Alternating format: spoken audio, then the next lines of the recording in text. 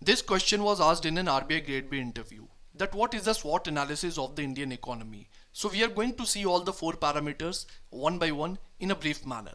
The first parameter is S, that represents the strength that is there with respect to Indian economy, and the first point is large and young workforce. We know that India has a population of over 1.4 billion people and a median age of around 28 years, which is a big strength for India. The second is growing consumer market. As per World Economic Forum, India's middle class is expected to grow to over 500 million by 2030, and this expansion in middle class can boost the demand as well as growth in multiple type of sectors.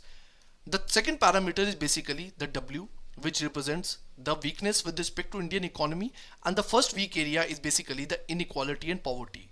If we talk about the Gini coefficient for India, it is 0.35, that indicates high income inequality.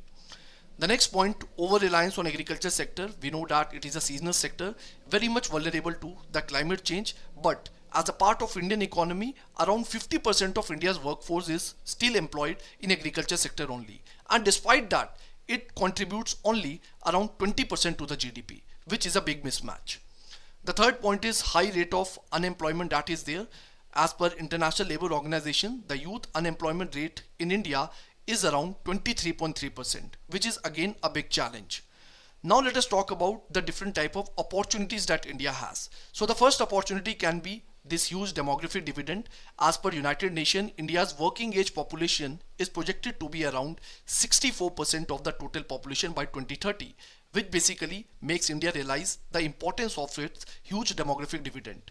The next point is the digital transformation. We know that up to a huge extent we have been able to utilize the different type of digital tools as a part of our day-to-day lives, and today India is home to around 700 million internet users with a rapidly growing digital economy.